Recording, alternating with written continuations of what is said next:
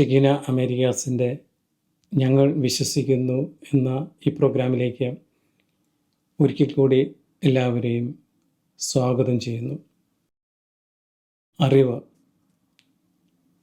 അറിവ് പരിശുദ്ധാത്മാവിൻ്റെ 7 ദാനങ്ങളിൽ ഒന്നാണെന്ന് സഭ പഠിപ്പിക്കുന്നു. ശാസ്ത്രീയമായ അറിവുകളുണ്ട്, ഭൗതികമായ അറിവുണ്ട്, കലയിലുള്ള അറിവും കഴിവുകളുമുണ്ട്. എന്നാൽ ഇവിടെ നമ്മൾ ആത്മീയമായ അറിവിനെക്കുറിച്ചാണ് കൂടുതൽ അറിയുവാൻ ആഗ്രഹിക്കുന്നത്. ഈ അറിവ് എന്ന ധ്യാനത്തെക്കുറിച്ച് വിശുദ്ധ യോഹന്നാൻ്റെ സുവിശേഷത്തിൽ നമുക്ക് വിവരണങ്ങൾ ലഭിക്കുന്നുണ്ട്. സുവിശേഷത്തിൻ്റെ അവസാന ഭാഗത്ത് യേശു പത്രോസിനെ അജപാലനം ഏൽപ്പിക്കുമ്പോൾ 3 പ്രാവശ്യം ശിമയോൻ പത്രോസിനോട് ചോദിക്കുന്നു, യോഹന്നാൻ്റെ പുത്രനായ ശിമയോനെ, നീ ഇവരെക്കാൾ അധികമായി എന്നെ സ്നേഹിക്കുന്നുവോ? 3 പ്രാവശ്യവും ശിമയോൻ പത്രോസിൻ്റെ മറുപടി, കർത്താവേ, ഞാൻ നിന്നെ സ്നേഹിക്കുന്നുവെന്ന് നീ അറിയുന്നുവല്ലോ എന്നാണ്. അറിവിൻ്റെ അതിശ്രേഷ്ഠ ഭാവം, അതല്ലെങ്കിൽ മഹത്തായ ലക്ഷ്യം, കർത്താവ് നമ്മെ അറിയുന്നു എന്നുള്ള നമ്മുടെ എളിയ ബോധ്യമാണ്. യോഹന്നാൻ സുവിശേഷത്തിൻ്റെ ആരംഭത്തിൽ സ്നാപക യോഹന്നാൻ സാക്ഷ്യത്തെക്കുറിച്ച് വിവരിക്കുന്നു. യോഹന്നാൻ 1:33-34 വചനങ്ങൾ. ഞാൻ അവനെ അറിഞ്ഞിരുന്നില്ല, എന്നാൽ ജലം കൊണ്ട് സ്നാനം നൽകാൻ എന്നെ അയച്ചവൻ എന്നോട് പറഞ്ഞിരുന്നു, ആത്മാവ് ഇറങ്ങിവന്ന് ആരുടെ മേൽ ആവസിക്കുന്നത് നീ കാണുന്നുവോ, അവനാണ് പരിശുദ്ധാത്മാവ് കൊണ്ട് സ്നാനം നൽകുന്നവൻ. ഞാൻ അത് കാണുകയും ഇവൻ ദൈവപുത്രനാണെന്ന് സാക്ഷ്യപ്പെടുത്തുകയും ചെയ്തിരിക്കുന്നു. സ്നാപക യോഹന്നാനെ സംബന്ധിച്ചിടത്തോളം ആ വലിയ അറിവ് സാക്ഷ്യത്തിലേക്ക് നയിക്കുന്നു. തുടർന്ന് ഇതേ അധ്യായത്തിൽ ഫിലിപ്പോസിൻ്റെ സാക്ഷ്യമുണ്ട്. നേരത്തെ യേശു ഫിലിപ്പോസിനെ കാണുന്ന മാത്രയിൽ പറയുന്നു, നീ എന്നെ അനുഗമിക്കുക, കാരണം അവൻ തനിക്കുള്ളവനാണെന്ന് അവിടുന്ന് അറിഞ്ഞിരുന്നു.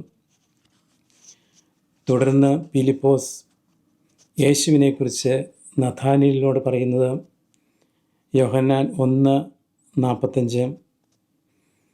ഫിലിപ്പോസ് നഥാനയേലിനെ കണ്ട് അവനോട് പറഞ്ഞു, മോശയുടെ നിയമത്തിലും പ്രവാചക ഗ്രന്ഥങ്ങളിലും ആരെപ്പറ്റി എഴുതിയിരിക്കുന്നുവോ, അവനെ ജോസഫിൻ്റെ മകൻ നസറത്തിൽ നിന്നുള്ള യേശുവിനെ ഞങ്ങൾ കണ്ടു.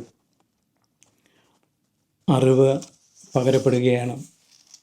ഇനിയും നഥാനയേലിനെ കുറിച്ച് യേശുവിൻ്റെ മനോഹരമായ ഒരു സാക്ഷ്യമുണ്ട്. യോഹന്നാൻ 1:47. നഥാനയേൽ തൻ്റെ അടുത്തേക്ക് വരുന്നത് കണ്ട് യേശു അവനെപ്പറ്റി പറഞ്ഞു, ഇതാ നിഷ്കപടനായ ഒരു യഥാർത്ഥ ഇസ്രായേൽക്കാരൻ. തുടർന്ന് വായിക്കുന്നത് യോഹന്നാൻ 1:48. അപ്പോൾ നഥാനയേൽ ചോദിച്ചു, നീ എങ്ങനെ എന്നെ അറിയുന്നു? യേശു മറുപടി പറഞ്ഞു, ഫിലിപ്പോസ് നിന്നെ വിളിക്കുന്നതിന് മുമ്പ് നീ അത്തിമരത്തിൻ്റെ ചുവട്ടിൽ ഇരിക്കുമ്പോൾ ഞാൻ നിന്നെ കണ്ടു. യേശു തനിക്കുള്ളവരെ അറിയുകയും കണ്ടുകൊണ്ടിരിക്കുകയും ചെയ്യുന്നു. യഹൂദ പ്രമാണിയായിരുന്ന നിക്കോദെമോസ് ഇപ്രകാരമാണ് ഏറ്റുപറഞ്ഞത്, റബ്ബി, അങ്ങ് ദൈവത്തിൽ നിന്ന് വന്ന ഒരു ഗുരുവാണെന്ന് ഞങ്ങൾ അറിയുന്നു. ദൈവം കൂടെയില്ലെങ്കിൽ ഒരുവനും നീ ചെയ്യുന്ന ഈ അടയാളങ്ങൾ പ്രവർത്തിക്കാൻ കഴിയുകയില്ല. വീണ്ടും ഇതേ അധ്യായത്തിൽ യോഹന്നാൻ സുവിശേഷം 3-ാം അധ്യായത്തിൽ നിക്കോദെമോസുമായുള്ള സംഭാഷണത്തിൽ യേശു അറിവ് സംബന്ധിച്ച ഉന്നതമായ കാര്യങ്ങൾ വെളിപ്പെടുത്തുന്നുണ്ട്.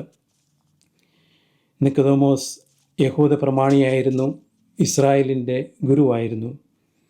കർത്താവും ഗുരുവുമായ യേശു ഒരു ശിഷ്യനോടെന്ന വിധം സത്യങ്ങൾ വെളിപ്പെടുത്തി കൊടുക്കുന്നു. യോഹന്നാൻ 3:11. സത്യം സത്യമായി ഞാൻ നിങ്ങളോട് പറയുന്നു, ഞങ്ങൾ അറിയുന്നവയെപ്പറ്റി സംസാരിക്കുന്നു, കണ്ടവയെപ്പറ്റി സാക്ഷ്യപ്പെടുത്തുന്നു, എന്നിട്ടും ഞങ്ങളുടെ സാക്ഷ്യം നിങ്ങൾ സ്വീകരിക്കുന്നില്ല. ഇവിടെ ഞങ്ങളും നിങ്ങളുമുണ്ട്. സത്യം ഇതാണ്. യോഹന്നാൻ 3:16. എന്തെന്നാൽ അവനിൽ വിശ്വസിക്കുന്ന ഏവനും നശിച്ചു പോകാതെ നിത്യജീവൻ പ്രാപിക്കുന്നതിനു വേണ്ടി തൻ്റെ ഏകജാതനെ നൽകാൻ തക്കവിധം ദൈവം ലോകത്തെ അത്രമാത്രം സ്നേഹിച്ചു. അങ്ങനെ ഈ വിശ്വാസത്തിലുള്ള കൂട്ടായ്മയിലൂടെ നമ്മളും സ്വർഗത്തോട് ചേർന്ന് നിൽക്കുന്നു. ഞങ്ങൾ എന്ന മഹത്തായ കൂട്ടായ്മയിൽ ഒട്ടിച്ചേർക്കപ്പെടുന്നു. നിക്കോദെമോസിനെ പോലെ നമുക്കും ഏറ്റുപറയാം, റബ്ബി, അങ്ങ് ദൈവത്തിൽ നിന്ന് വന്ന ഒരു ഗുരുവാണെന്ന് ഞങ്ങൾ അറിയുന്നു. എന്നാൽ നിങ്ങൾ എന്ന വിഭാഗം അവർ സാക്ഷ്യം സ്വീകരിക്കുന്നില്ല, അവനിൽ വിശ്വസിക്കുന്നില്ല. യോഹന്നാൻ 3:19. ഇതാണ് ശിക്ഷാവിധി. പ്രകാശം ലോകത്തിലേക്ക് വന്നിട്ടും മനുഷ്യൻ പ്രകാശത്തേക്കാൾ അധികമായി അന്ധകാരത്തെ സ്നേഹിച്ചു.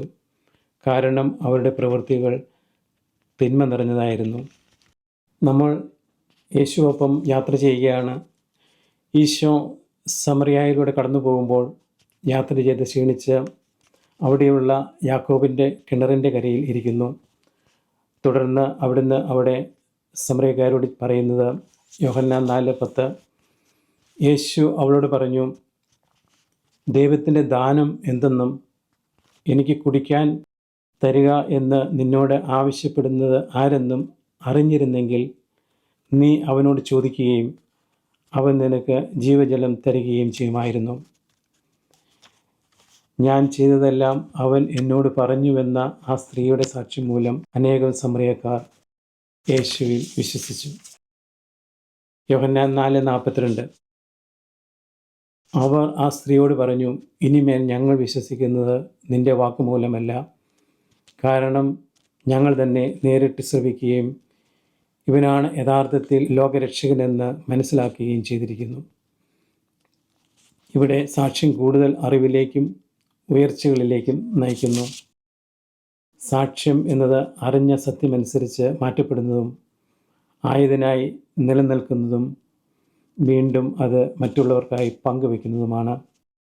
ഇതാ ലോകത്തിൻ്റെ പാപം നീക്കുന്ന ദൈവത്തിൻ്റെ കുഞ്ഞാട്. അവിടുത്തെ പ്രവൃത്തികളും അവിടുത്തെ സാക്ഷ്യപ്പെടുത്തുന്നു. പിതാവ് തന്നെയും അവിടുത്തെ സാക്ഷ്യപ്പെടുത്തുന്നുണ്ട്.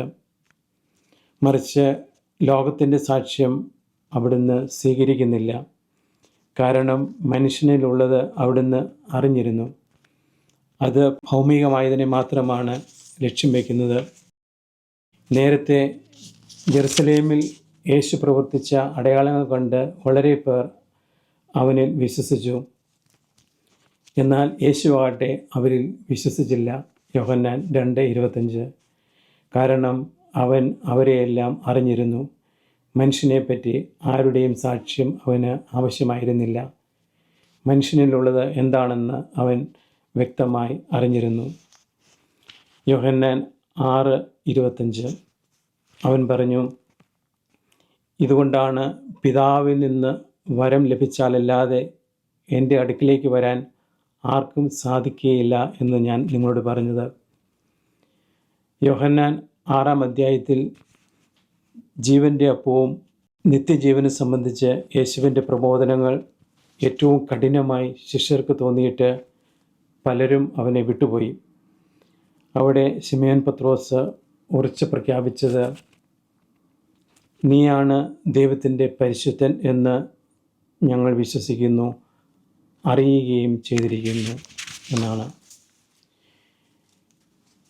യേശു തൻ്റെ ദൗത്യം ഉന്നതത്തിൽ നിന്ന് പിതാവിൽ നിന്ന് സ്വീകരിച്ചിട്ടുള്ളതാണെന്ന് എപ്പോഴും വ്യക്തമാക്കുവാൻ ശ്രമിച്ചിരുന്നു.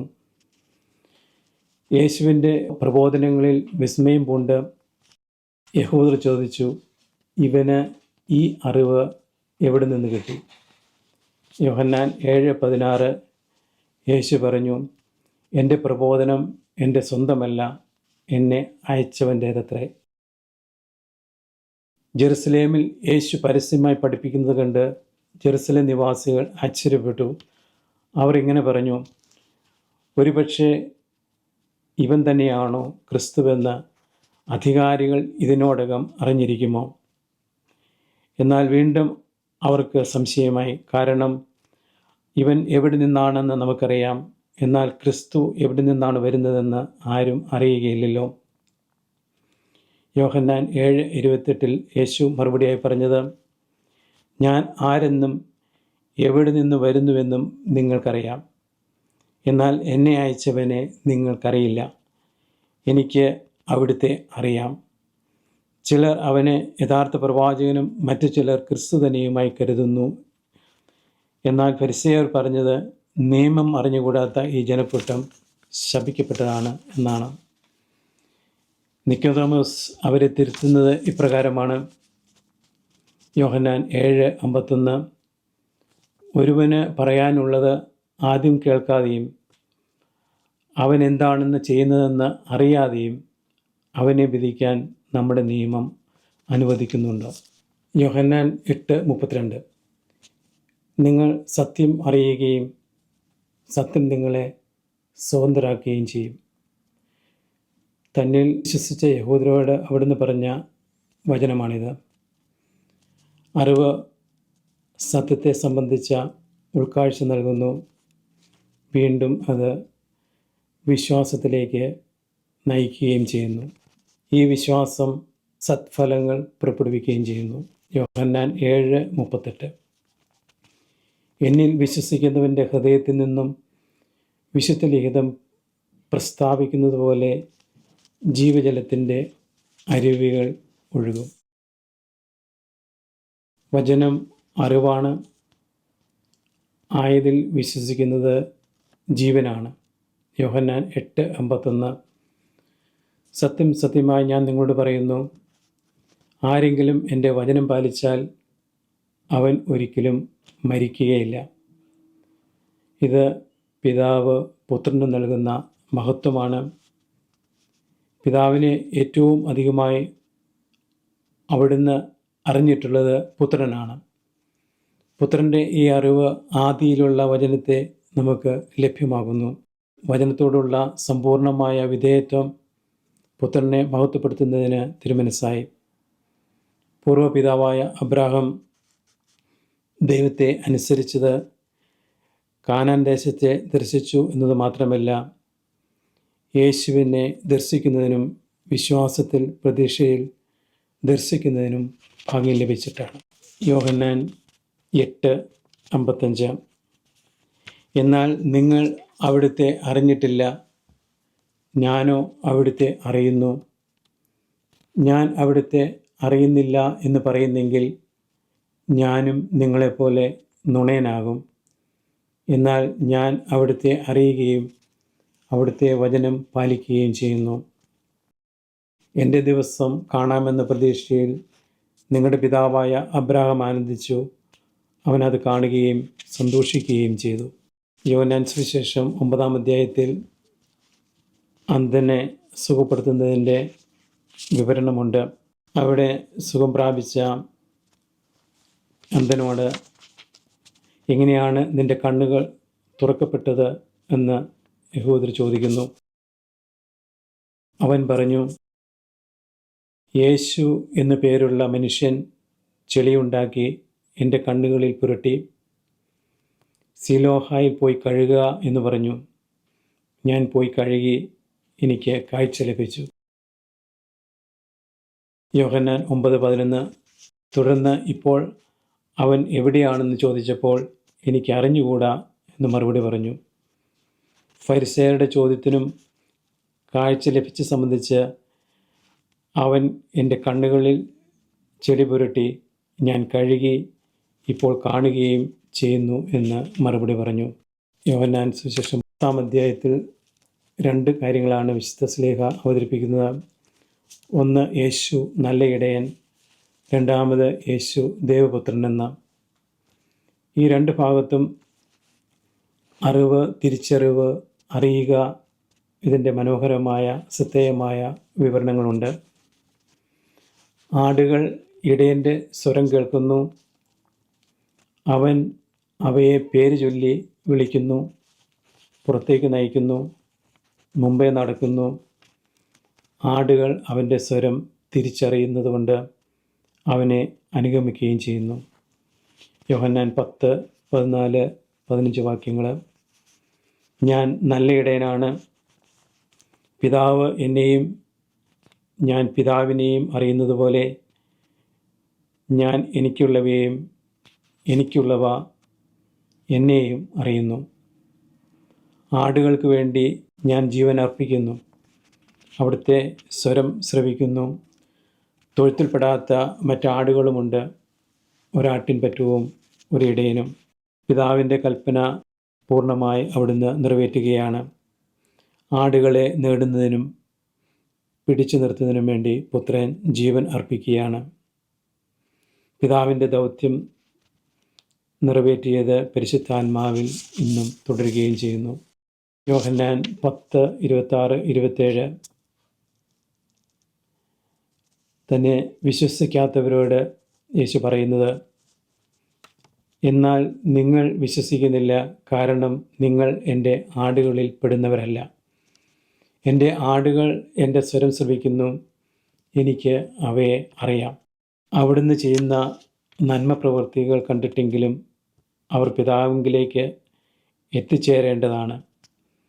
എന്നാൽ അവർ എടുക്കുന്നത് കല്ലുകളും അതുകൊണ്ട് യേശുവിനെ എറിയുകയുമാണ്. യേശു ദൈവപുത്രനാണ്. ദൈവവചനം ആരിലേക്ക് വന്നുവോ അവരെ ദൈവങ്ങൾ എന്ന് അവൻ വിളിച്ചു. വചനം മാംസമായി നമ്മുടെ ഇടയിൽ അവതരിച്ചു. പരിശുദ്ധ അമ്മയോടുള്ള നമ്മുടെ ബഹുമാനത്തിനും ആദരവിനും ഈ വചനഭാഗം പരിചയം വാളുമായി മുന്നേറുകയുമാണ്. അറിയുക. പരിശുദ്ധാത്മാവിൻ്റെ ദാനങ്ങളെക്കുറിച്ച് യോഹന്നാൻ സുവിശേഷത്തിലെ ആദ്യ 15 അധ്യായങ്ങൾ നമ്മൾ കടന്നു പോവുകയായിരുന്നു. അവിടെയെല്ലാം യേശു ഈ അറിവിൻ്റെ കാര്യങ്ങൾ പിതാവുമായി ബന്ധപ്പെടുത്തിയാണ് നമുക്ക് വെളിപ്പെടുത്തി തരുന്നത്. അവസാന ഭാഗത്ത് പരിശുദ്ധാത്മാവുമായി ബന്ധപ്പെടുത്തുന്ന 2-3 വചനങ്ങൾ കൂടി എടുത്തിട്ട് നമുക്ക് അവസാനിപ്പിക്കാം. 15 അധ്യായം 26 പറയുന്നു, ഞാൻ പിതാവിൻ്റെ അടുത്ത് നിന്ന് അയക്കുന്ന സഹായകൻ, പിതാവിൽ നിന്ന് പുറപ്പെടുന്ന ആ സത്യാത്മാവ് വരുമ്പോൾ അവൻ എന്നെക്കുറിച്ച് സാക്ഷ്യം നൽകും. ആരംഭം മുതൽ എന്നോട് കൂടെ ഉള്ളവരായതുകൊണ്ട് നിങ്ങളും സാക്ഷ്യം നൽകും. യോഹന്നാൻ സുവിശേഷം 16:13 പരിശുദ്ധാത്മാവിൻ്റെ പ്രവർത്തനത്തെക്കുറിച്ച് പറയുമ്പോൾ 16:13 പറയുന്നത്, സത്യാത്മാവ് വരുമ്പോൾ നിങ്ങളെ സത്യത്തിൻ്റെ പൂർണ്ണതയിലേക്ക് നയിക്കും. അവൻ സ്വമതേയ ആയിരിക്കില്ല സംസാരിക്കുന്നത്, അവൻ കേൾക്കുന്നത് മാത്രം സംസാരിക്കും. വരാനിരിക്കുന്ന കാര്യങ്ങൾ അവൻ നിങ്ങളെ അറിയിക്കും. വരാനിരിക്കുന്ന കാര്യങ്ങൾ പരിശുദ്ധാത്മാവ് നമ്മെ അറിയിക്കുന്നു. 17-ാം അധ്യായത്തിൽ 3-ാം വചനം, ഏക സത്യ ദൈവമായ അവിടുത്തെയും അവിടുന്ന് അയച്ച യേശുക്രിസ്തുവിനെയും അറിയുക എന്നതാണ് നിത്യജീവൻ. 17-ാം അധ്യായം 25-ാം വചനം, നീതിമാനായ പിതാവേ, ലോകം അങ്ങയെ അറിഞ്ഞിട്ടില്ല, എന്നാൽ ഞാൻ അങ്ങയെ അറിഞ്ഞിരിക്കുന്നു. എന്നെ അവിടുന്നാണ് അയച്ചതെന്ന് ഇവരും അറിഞ്ഞിരിക്കുന്നു. അങ്ങയുടെ നാമം അവരെ ഞാൻ അറിയിച്ചു. അവിടുന്ന് എനിക്ക് നൽകിയ സ്നേഹം അവരിൽ ഉണ്ടാകേണ്ടതിനും ഞാൻ അവരിൽ ആയിരിക്കേണ്ടതിനുമായി ഞാൻ ഇനിയും അത് അറിയിക്കും. ഇപ്പോൾ നമ്മൾ ഈ അറിവിനെ സംബന്ധിച്ച് വിശുദ്ധ യോഹന്നാൻ്റെ സുവിശേഷത്തിലൂടെ കടന്നു പോവുകയായിരുന്നു.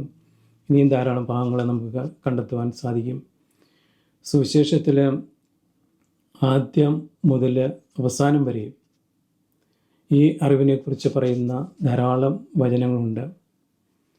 ഇങ്ങനെ കൂടുതൽ എടുത്ത് നമുക്ക് അറിവിനെക്കുറിച്ച് പരിശുദ്ധാത്മാവിൻ്റെ അറിവിനെക്കുറിച്ച് കൂടുതൽ ബോധ്യങ്ങൾ നൽകി ഞങ്ങളെ അനുഗ്രഹിക്കണമേ എന്ന് പരിശുദ്ധാത്മാവായ ദൈവത്തോട് നമുക്ക് പ്രാർത്ഥിക്കാം. ആമേൻ. ഹല്ലേലൂയ.